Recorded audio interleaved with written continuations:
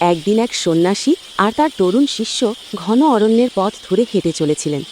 চারদিকে নীরবতা, শুধু প্রকৃতির নিঃশব্দ ভাষা। পথের ধারে তাদের চোখে পড়ল একটি ছোট্ট গাছ, দুর্বল, পাতাও কম। দেখে মনে হচ্ছিল যেন যে কোনো সময় হারিয়ে যাবে। শিষ্য থেমে প্রশ্ন করল, গুরুদেব, এই ছোট গাছটি কি বাঁচবে না শুকিয়ে যাবে? সন্ন্যাসী মৃদু হেসে বললেন, এই গাছটি বাঁচবে। তার কণ্ঠে ছিল অটল বিশ্বাস। গুরুর কথায় সন্দেহ জন্মালো শিষ্যের মনে। তিনি গোপনে গাছটিকে মাটি থেকে তুলে ফেললেন, সত্য যাচাই করতে চাইলেন। এরপর দুজনেই অরণ্যের পথে এগিয়ে গেলেন। ছোট গাছটি পড়ে রইল নিঃশব্দে।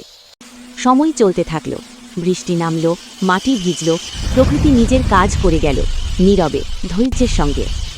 কয়েকদিন পর একই পথ ধরে তারা আবার ফিরলেন। শিষ্যের মনে ছিল অজানা আশঙ্কা আর কৌতূহল। হঠাৎ শিষ্যের চোখ বিস্ময়ে স্থির হয়ে গেল। ছোট গাছটি আবার দাঁড়িয়ে আছে, আরও সবুজ, আরও প্রাণবন্ত।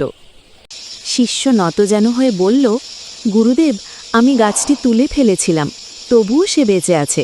সন্ন্যাসী শান্ত কণ্ঠে বললেন, যার বাঁচার শক্তি আছে তাকে উপড়ে ফেললেও সে আবার ফিরে আসে।